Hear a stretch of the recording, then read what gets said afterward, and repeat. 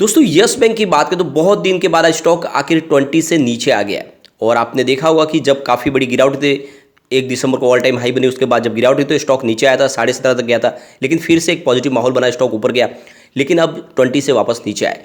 लेकिन इसके बीच में आज की ट्रेडिंग में एक चौंकाने वाली बात सामने निकल कर आई है। आज बड़े फंड हाउस ने यहाँ पे बिकवाली नहीं की बल्कि खरीदारी की है। उनकी जो बड़ी डील के माध्यम से यहाँ पे सिर्फ हमें डिप में खरीदारी होते हुए दिखाई दी है, बिकवाली बिल्कुल नहीं। इसका मतलब ये है कि आज रिटेल इन्वेस्टर की तरफ से बिकवाली हुई है और बड़े फंड हाउस ने यहाँ पे इस डिप में खरीदारी का मौका तलाशा है। तो क्या इसका मतलब आने वाले समय फिर से हमें एक शानदार तेजी देखने को मिल सकती है? वैसे बाजार की संभावना काफ़ी निगेटिव बनी हुई है और इसके पीछे वजह है एफआई लगातार अपनी बिकवाली का प्रेशर बना रहे और आप देख सकते हो कि जिस तरह से हैवी सेलिंग हो रही है उस हिसाब से बाजार में हमें काफ़ी ज़्यादा गिरावट देखने को मिली है। और इसके पीछे सबसे जो बड़ी वजह यह है कि हमारा जो मार्केट है इस समय वो काफ़ी ओवर वैल्यू दिखाई दे रहा है उनको।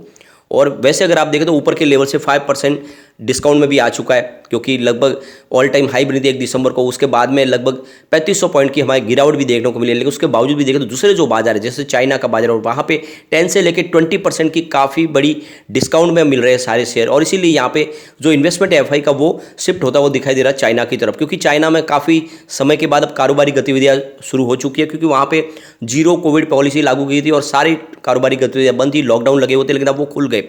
तो ऐसे में एफआई का रुझान थोड़ा उधर की तरफ बनता हुआ दिखाई दे रहा है और इसी वजह से उनकी हैवी सेलिंग हो रही है। लेकिन आगे की क्या संभावना बन रही है? क्या इस समय में यस बैंक में से प्रॉफिट बुक करके निकल जाना चाहिए या फिर इस समय डिप में हमें खरीदारी करना है जिस तरह से बड़े फंड हाउस कर रहे हैं? और आगे Q3 की संभावना कैसी बन सकती है वो भी जानेंगे इस वीडियो के माध्यम से।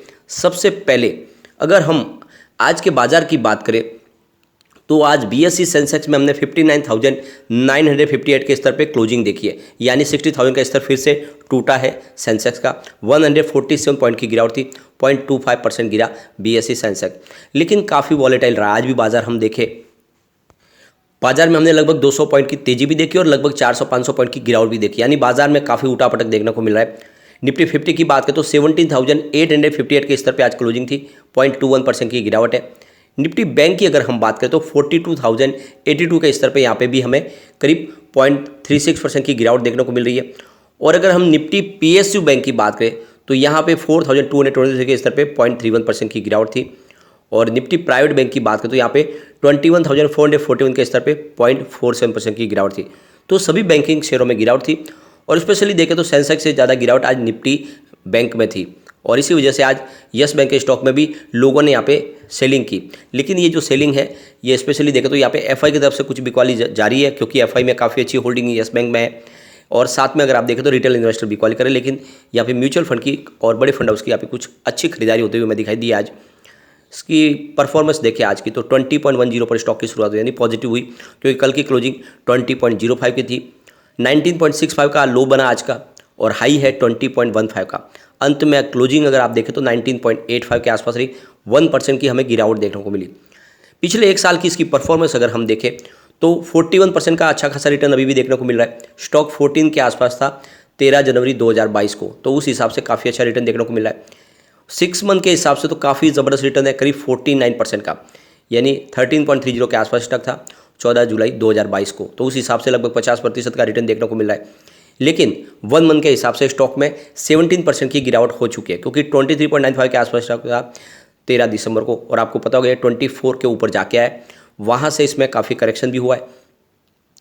अब 5 डेज के हिसाब से भी देखते तो लगभग 7% की गिरावट हो चुकी है। तो ये गिरावट पूरे बाजार में है, दूसरे बैंकिंग शेयरों में भी काफ़ी ज़्यादा गिरावट हुई है और तेज़ी बनी तो उसके बाद प्रॉफिट बुकिंग तो लाजमी है। अगर वॉल्यूम को देखें तो पिछले 1 महीने पहले इसका 48 करोड़ का वॉल्यूम था, 10 करोड़ की डिलीवरी उठाई गई थी। 1 वीक पहले 21 करोड़ का वॉल्यूम था, 5 करोड़ की डिलीवरी उठाई गई थी। और कल 20 करोड़ का वॉल्यूम था, 6 करोड़ की डिलीवरी उठाई गई थी। आज 22 करोड़ का वॉल्यूम हुआ, तो वॉल्यूम अच्छा खासा है पूरे बाजार में। वॉल्यूम के मामले में आज भी यस बैंक और पिछले कई दिनों से यस बैंक हमें वॉल्यूम में नंबर 1 दिखाई दे रहा है। अब बाजार के लिए जो चिंताजनक बात है वो है एफआई बिकवाली तेजी से बढ़ाते जा रहे। आप देखें तो कल उन्होंने 10,188 रुपीज़ की भारी बिकवाली की और ये पिछले कई ट्रेडिंग सेशन के बाद के कल की बिकवाली बहुत बड़ी थी, यानी खरीदारी के सामने उनका 3,208 रुपीज़ की बिकवाली हुई है और ये आंकड़ा बढ़ते जा रहा है और इस वजह से बाजार में हमें निगेटिव सेंटीमेंट दिखाई दे रहे बाजार के। वैसे अगर आप देखें तो यस बैंक को लेकर जो मार्केट एक्सपर्ट है वो इस समय खरीदारी की सलाह दे रही है, यानी उनके हिसाब से 19 का जो लेवल है वो काफ़ी अच्छा है, इसमें बाइंग अपॉर्चुनिटी आप तलाश सकते हैं। 17 का आपको स्टॉप लॉस लगाना है, यानी जब तक स्टॉक 17 के ऊपर ट्रेड कर रहा है ऊपर जाने की संभावना काफ़ी ज़्यादा है, यानी जैसे ही माहौल पॉजिटिव बनेगा बाजार में खरीदारी शुरू होगी तो स्टॉक ऊपर जाएगा, तो जो उसका टारगेट निकल के आएगा वो 28 का है। अगर उसको हिट किया तो फिर 36 का सेकंड टारगेट है, और इसको पार करते ही आप लॉन्ग टर्म के टारगेट 44 तक जाता हुआ स्टॉक दिखाई देगा। तो इस हिसाब से देखें तो ये जो अभी इस समय जो मौका है खरीदारी का, लॉन्ग टर्म नजरिया लेके इस समय खरीदारी कर सकते हैं, क्योंकि जल्दी ही Q3 का रिजल्ट आने वाला है। और वैसे अगर आप देखें तो मार्केट एक्सपर्ट है वो इस समय खरीदारी की सलाह भी दे रहे हैं। अब रिटेल इन्वेस्टर की सबसे बड़ी जो चिंता है कि मार्च क्वार्टर में देखें तो इनका जो लॉक इन पीरियड खत्म हो जाएगा, उसके बाद में हैवी सेलिंग प्रेशर शुरू होगा, जो बैंकों की होल्डिंग है वो बेचने के निकलेंगे। लेकिन अभी उसको समय आपको ये ध्यान रखना चाहिए, अभी 3 महीने, और उसके पहले हमें Q3 का रिजल्ट भी देखना है। और रिजल्ट अच्छा होगा तो डेफिनेटली इसकी प्राइस बढ़ेगी, और रिजल्ट अच्छा ही होगा क्योंकि हमने देखा है एडवांस और इनके लोन और अकाउंट ओपनिंग में काफ़ी अच्छे इस बार आंकड़े देखने को मिला है। सबसे जो बड़ी बात है इनका NPA है वो पूरा नीचे आता हुआ दिखाई दे रहा है, इस वजह से इनको इस बार प्रोविजन रखने की जरूरत नहीं पड़ेगी, और इस वजह से रिजल्ट काफ़ी शानदार रह सकता है। और ऐसे में डरने की बात नहीं है, नजरिया जिसका लॉन्ग टर्म का है उसको ये मौका है खरीदारी का। अब यहाँ पे देख सकते हो आज जो डील हुई उसमें आप देख सकते हो काफ़ी बड़ी डील के माध्यम से जम के खरीदारी हुई है। 9:22 पर आप देख सकते हो करीब 19.80 की प्राइस से 14,74,000 शेयरों की खरीदारी हुई, क्योंकि आप देख सकते हो कि इसकी प्राइस जो थी वो ऊपर और नीचे आपको 19.75 दिखाई देगी और बीच में 19.80। इसका मतलब ये कि इस लेवल पे ये खरीदारी हुई है बड़ी फंड हाउस की तरफ से। अब जो दूसरी खरीदारी हुई है वो देख सकते हो आप 9:34 पर 20.10 की प्राइस से, जहाँ पे 24,27,000 शेयरों की एक बड़ी खरीदारी और हुई है, बड़े फंड हाउस ने जम के खरीदारी की है। फिर 10:07 पर आप देख सकते हो 19.90 की प्राइस से 18,31,000 शेयरों की एक और बड़ी खरीदारी हुई।